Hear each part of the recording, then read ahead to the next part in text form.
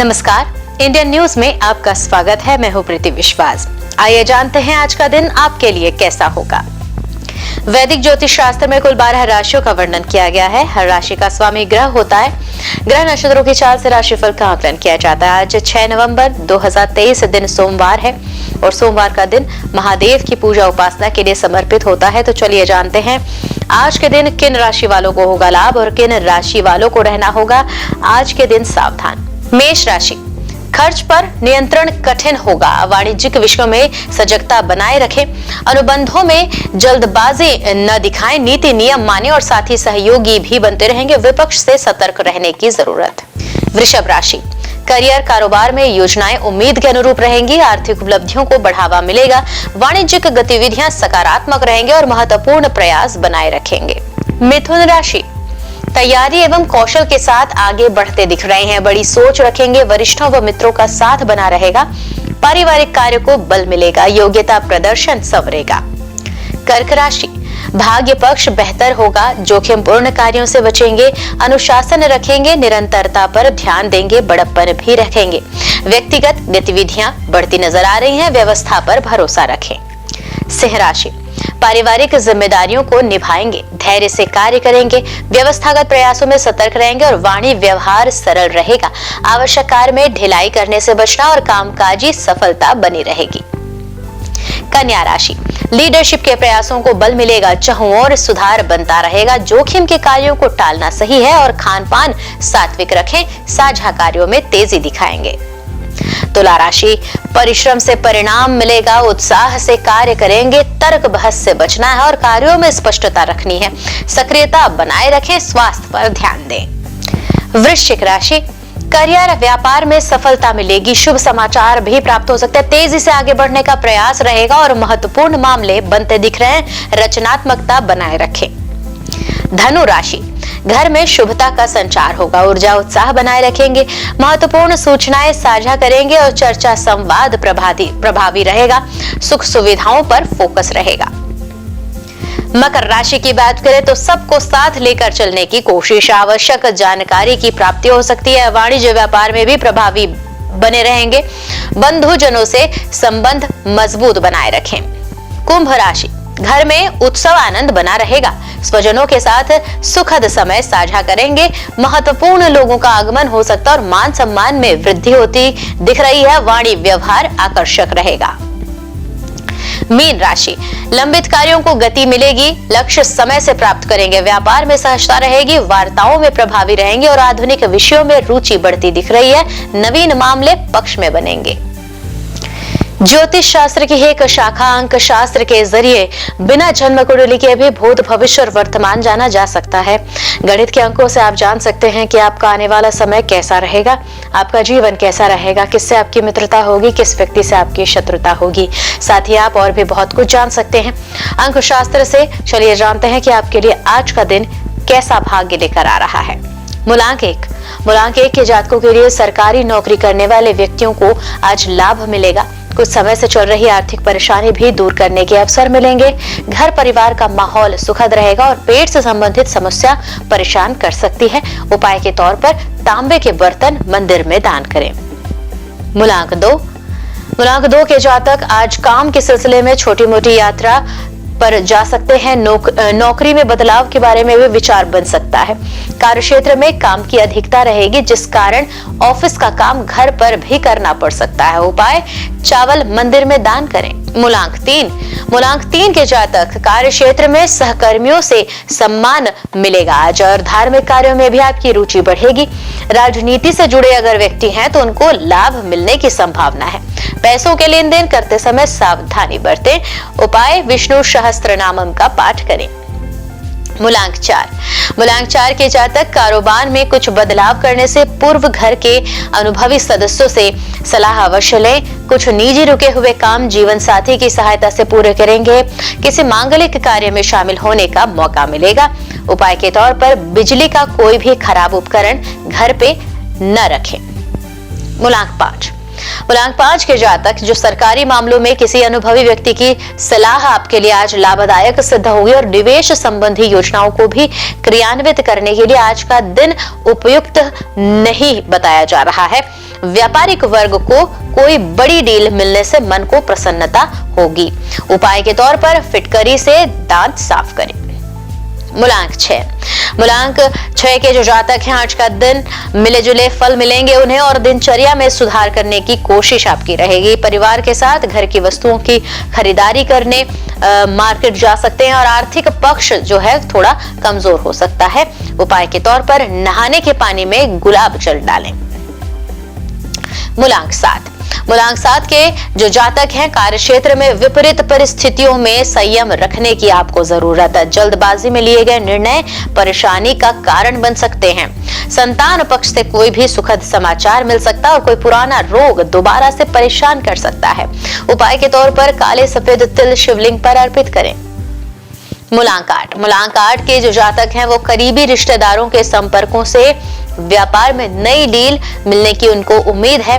पिछले कुछ दिनों से जिस काम को पाने के लिए मेहनत कर रहे थे, आज उसके अनुकूल परिणाम मिलेंगे। वाहन चलाते समय सावधानी बरतनी है। उपाय के तौर पर काली चींटियों को आटा दान करें। मूलांक 9 के जातक बातचीत के दौरान शब्दों का सही प्रयोग करें। परिवार के सदस्यों के बीच किसी बात को लेकर मनमुटाव की स्थिति उत्पन्न हो सकती है। व्यापारिक मुद्दों पर दूसरों की अपेक्षा अपने खुद के फैसलों पर भरोसा करें। उपाय के तौर पर मसूर की दाल जल में प्रवाहित करें। आइए अब जानते हैं आज का पंचांग। हिंदू पंचांग के अनुसार नवंबर 6, 2023 सोमवार कार्तिक माह की कृष्ण पक्ष नवमी तिथि है। सूर्य और चंद्रमा का समय, सूर्योदय सुबह 6:38 पर, सूर्यास्त शाम 5:42 पर, चंद्रोदय 6 नवंबर रात 12:19 पर एवं चंद्रास्त 6 नवंबर दोपहर 1:50 पर। तिथि कृष्ण पक्ष नवमी 6 नवंबर रात 3:18 से 7 नवंबर सुबह 5:51 तक। कृष्ण पक्ष दशमी 7 नवंबर सुबह 5:51 से 8 नवंबर सुबह 8:23 तक। करण तैतिल 6 नवंबर सुबह 3:18 से 6 नवंबर शाम 4:34 तक। गर 6 नवंबर शाम 4:34 से 7 नवंबर सुबह 5:51 तक। वणिज 7 नवंबर सुबह 5:51 से 7 नवंबर शाम 7:08 तक। योग शुक्ल 5 नवंबर दोपहर 1:36 से 6 नवंबर दोपहर 2:25 तक। ब्रह्म 6 नवंबर दोपहर 2:25 से 7 नवंबर दोपहर 3:19 तक। अशुभ काल का समय राहु सुबह 8:01 से सुबह 9:24 तक। यमगण सुबह 10:47 से दोपहर 12:10 तक। कुलिक दोपहर 1:33 से दोपहर 2:56 तक। दुर्मुहूर्त दोपहर 12:32 से दोपहर 1:16 तक एवं दोपहर 2:45 से दोपहर 3:29 तक। वर्ज्यम रात 2:53 से सुबह 4:41 तक। शुभ काल अभिजीत मुहूर्त सुबह 11:48 से दोपहर 12:32 तक। अमृत काल सुबह 11:35 से दोपहर 1:22 तक एवं ब्रह्म मुहूर्त सुबह 5:02 से सुबह 5:50 तक। तो ये तो थी आज की राशिफल, अंक राशि और पंचांग। कल फिर मिलेंगे इंडियन न्यूज में आपके भाग्य के बदलते सितारों की दशा को लेकर हमारे विशेष कार्यक्रम राशिफल में। तब तक के लिए नमस्कार।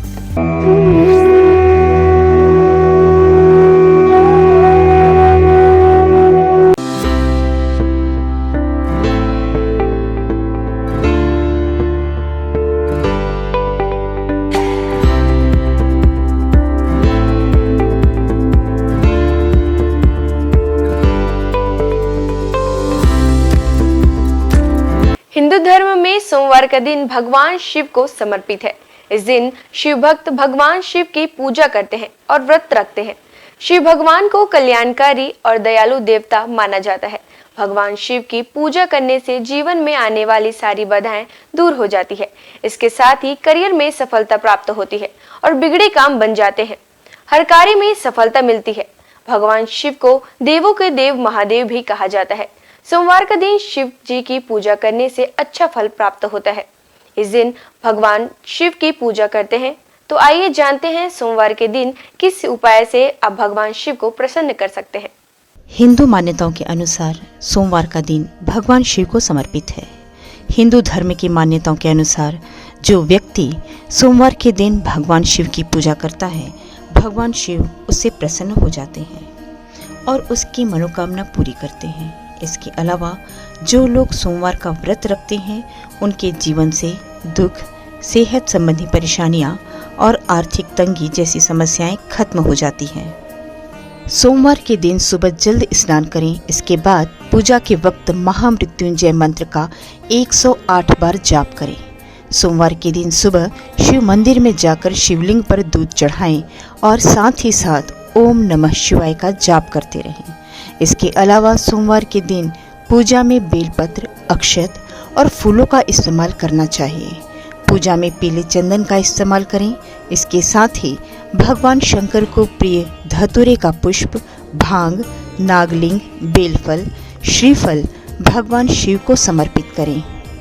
सोमवार के दिन रुद्राभिषेक करना बहुत ही अच्छा माना जाता है। हर अलग कार्य के लिए अलग अलग चीज़ों से रुद्राभिषेक किया जाता है। ऐसा करने से जीवन संबंधित समस्याएं दूर होती हैं। शिवलिंग पर घी से अभिषेक करने से संतान की प्राप्ति होती है। शिवलिंग पर गंगा जल से अभिषेक करने से दुखों और पापों से मुक्ति मिलती है। सोमवार के दिन शिवलिंग पर गन्ने के रस से अभिषेक करने पर आर्थिक स्थिति में सुधार होता है। सरसों के तेल से शिवलिंग पर अभिषेक करने से शत्रुओं से छुटकारा मिलता है। शिवलिंग पर शहद से अभिषेक करने से ऐश्वर्य की प्राप्ति होती है। सोमवार के दिन जल में केसर मिलाकर शिवलिंग का अभिषेक करने से वैवाहिक जीवन की समस्याओं से छुटकारा मिलता है।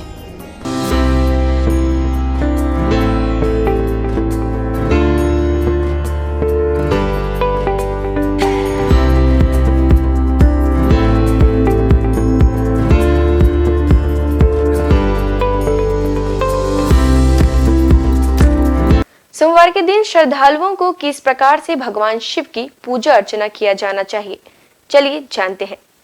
सोमवार के दिन शिव मंदिर में दीपदान करना बहुत ही शुभ माना जाता है। इस दिन शिव मंत्र ओम नमः शिवाय का 108 बार जाप करें। इस दिन कच्चे चावल में काले तिल मिलाकर दान करें। इससे पितृदोष दूर होते हैं। सोमवार के दिन सुबह के समय शिव मंदिर में रुद्राक्ष अर्पित करना बहुत ही शुभ माना जाता है। इससे वैवाहिक जीवन सुखमय रहता है। भगवान शिव की पूजा के वक्त हरा, लाल, सफ़ेद, केसरिया या पीले रंग के वस्त्र पहनना शुभ माना जाता है। सोमवार के दिन शिवलिंग पर चमेली के फूल अर्पित करें। जिन लोगों का विवाह नहीं हो पा रहा है या विवाह में किसी तरह की समस्या आ रही है, तो उन्हें सोमवार के दिन सुबह जल्द उठकर स्नान आदि करने के बाद भगवान शिव की पूजा और उनका अभिषेक करना चाहिए। सोमवार की पूजा में कभी भी काले रंग के वस्त्र धारण करके ना बैठें। इसके साथ ही काले रंग के वस्त्रों का इस्तेमाल भी ना करें। भगवान शिव की पूजा में तुलसी पत्ते का प्रयोग नहीं करना चाहिए। आपको बता दें कि नारियल चढ़ाते वक्त इस बात का ध्यान रखें कि शिव जी को नारियल चढ़ाना शुभ होता है, लेकिन उन्हें नारियल का पानी कभी नहीं चढ़ाना चाहिए। शिव जी को हमेशा सूखा नारियल ही अर्पित करें।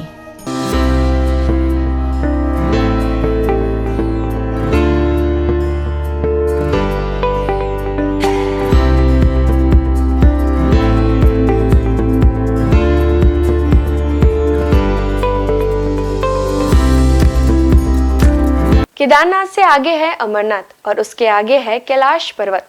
हिमालय का कण कण शिव शंकर का स्थान है। बाबा अमरनाथ को बर्फानी बाबा के नाम से भी जाना जाता है। उन्हें बर्फानी बाबा इसलिए कहा जाता है कि उनके स्थान पर प्राकृतिक रूप से बर्फ का शिवलिंग निर्मित होता है। पांडवों की भक्ति से प्रसन्न होकर भगवान शिव ने उन्हें हत्या के पाप से मुक्त कर दिया था। मान्यता है महाभारत के युद्ध में विजयी होने पर पांडव अपने भाइयों की हत्या से मुक्ति के लिए भगवान शिव का आशीर्वाद पाना चाहते थे, परंतु भगवान उनसे कर्म से खुश नहीं थे। इसलिए वे केदारनाथ चले गए, जहां भगवान शिव ने भैंसे का रूप बनाकर पांडवों को किया था पाप मुक्त, जिसके इसके बाद पांडव भी उनके दर्शन के लिए केदारनाथ पहुंच गए।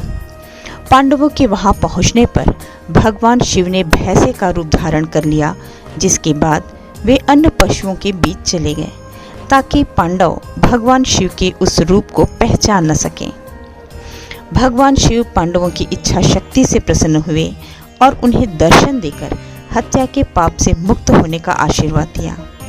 धार्मिक मान्यता है कि उसी समय केदारनाथ में भैंसे की पीठ को शिव का रूप मानकर पूजा की जाती है। धार्मिक मान्यता अनुसार केदारनाथ को 12 ज्योतिर्लिंगों में 11वां माना जाता है। साथ ही यह सबसे पवित्र स्थलों में से एक है। हम सबके प्रिय भगवान शिव स्वयंभू हैं। पुराणों में उनकी उत्पत्ति का विवरण मिलता है। विष्णु पुराण के अनुसार ब्रह्म भगवान विष्णु के नाभि कमल से पैदा हुए, जबकि शिव भगवान विष्णु शिव के माथे के तेज से उत्पन्न बताए गए हैं। विष्णु पुराण के अनुसार माथे के तेज से उत्पन्न होने के कारण ही शिव हमेशा योग मुद्रा में रहते हैं। श्रीमद् भागवत के अनुसार एक बार जब भगवान विष्णु और ब्रह्मा अहंकार से अभिभूत हो स्वयं को श्रेष्ठ बताते हुए लड़ रहे थे, तब एक जलते हुए खंभे से भगवान शिव प्रकट हुए। ब्रह्मा जी ने शंकर भगवान को 8 नाम दिए हैं: रुद्र, शर्व, भाव, उग्र, भीम, पशुपति, ईशान और महादेव। शिव पुराण के अनुसार यह नाम पृथ्वी पर लिखे गए थे।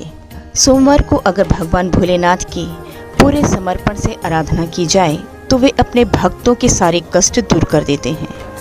भगवान शंकर का ना आदि है ना अंत है। उनकी इच्छा के बिना इस पूरे ब्रह्मांड में एक पत्ता भी नहीं हिल सकता।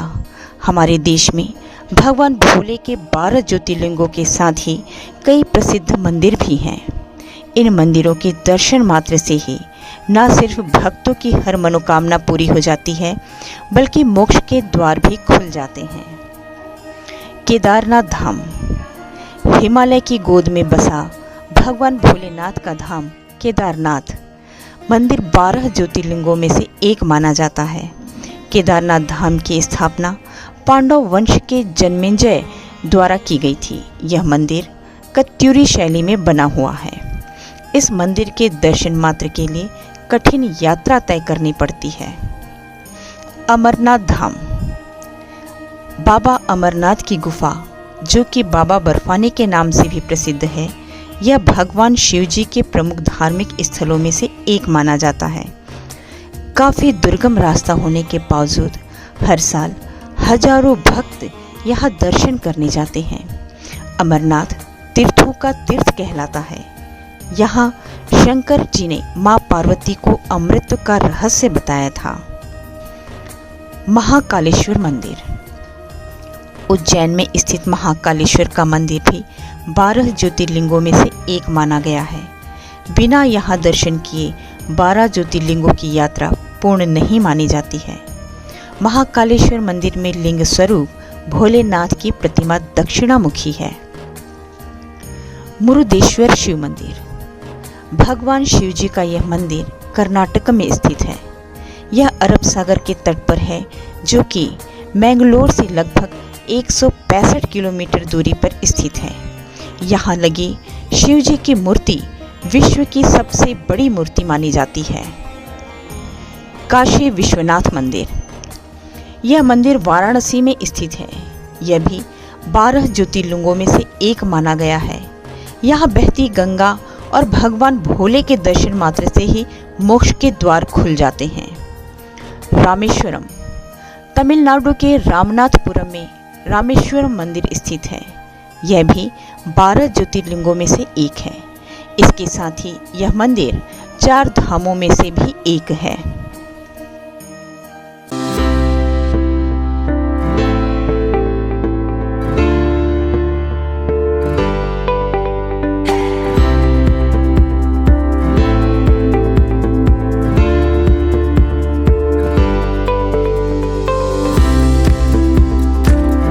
वैसे तो महादेव के पास कई अस्त्र शस्त्र मौजूद है, जिनमें से कुछ विशेष अस्त्रों के बारे में आइए जानते हैं। पिनाक धनुष भगवान शिव का यह धनुष महाप्रलयकाली है। देवताओं के शिल्पी विश्वकर्मा ने स्वयं इसका निर्माण किया है। भगवान शिव ने इसी धनुष से त्रिपुरों का नाश किया था। तब से भोलेनाथ का एक नाम त्रिपुरारी भी है।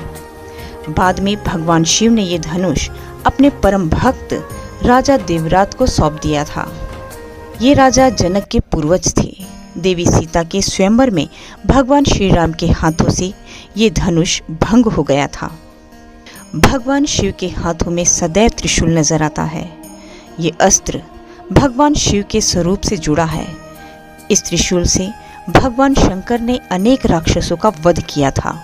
राक्षस राज रावण से प्रसन्न होकर भगवान शिव ने उसे अपना त्रिशूल दे दिया था। रावण की मृत्यु के बाद त्रिशूल स्वयं शिव जी के पास चला आया। चक्र आमतौर पर चक्र भगवान विष्णु और श्री कृष्ण के स्वरूप से जुड़कर देखा जाता है, लेकिन धार्मिक ग्रंथों के अनुसार ये चक्र भगवान शिव ने ही प्रदान किया था। एक बार जब भगवान विष्णु शिव जी की पूजा कर रहे थे, पूजा में एक फूल कम पड़ गया। तब विष्णु ने अपनी आँख शिव जी को चढ़ाने लगे। उनकी भक्ति देखकर शिव जी प्रकट हुए और विष्णु जी को अपना प्रिय चक्र प्रदान किया और बाद में यह चक्र परशुराम और भगवान कृष्ण को मिला। खड्ग इसी अस्त्र से मेघनाद ने लक्ष्मण पर वार करके उन्हें घायल कर दिया था। मेघनाद पराक्रम में रावण से भी अधिक था। उसने भगवान शिव की घोर तपस्या की और उनसे खड्ग प्राप्त किया। ये अजैय अस्त्र था, इसलिए लक्ष्मण इसके वार से घायल हो गए थे। पाशुपत इस अस्त्र का वर्णन अनेक धर्म ग्रंथों में मिलता है। महाभारत के अनुसार अर्जुन ने घोर तपस्या कर शिवजी से यह अस्त्र प्राप्त किया था। इसी अस्त्र से कुरुक्षेत्र के युद्ध में अर्जुन ने कई योद्धाओं का वध किया था। आज बस इतना ही। कल हम आपसे फिर मुलाकात करेंगे सप्ताह के 7 दिन माने जाने वाले देवी देवताओं की पूजा विधि के साथ। नमस्कार, देखते रहिए इंडियन न्यूज।